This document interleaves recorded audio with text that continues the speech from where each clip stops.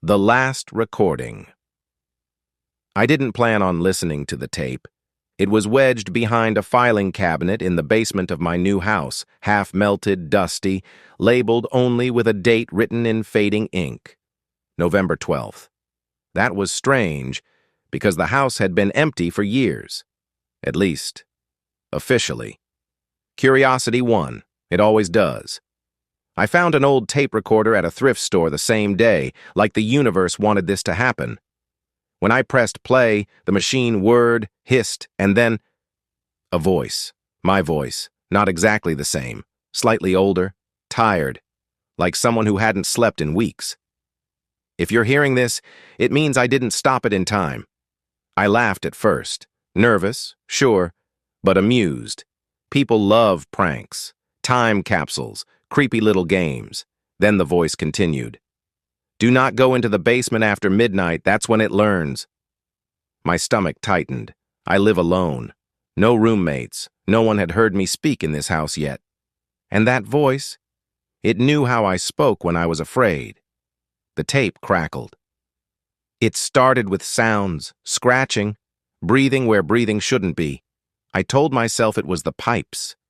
That's how it gets close, by letting you explain it away. The recorder clicked softly like it was struggling to keep going. That night, I didn't sleep. At 11:58 p.m., I sat on my bed, staring at the ceiling, heart pounding as if it already knew what was coming. Midnight arrived.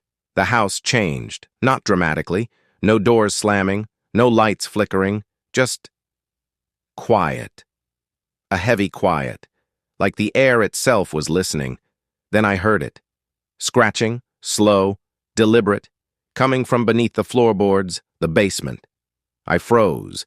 Every instinct screamed not to move, to stay exactly where I was. But then the scratching stopped, and something else replaced it. Footsteps, bare feet, walking carefully, as if trying not to be heard. They moved directly beneath my bedroom. I held my breath.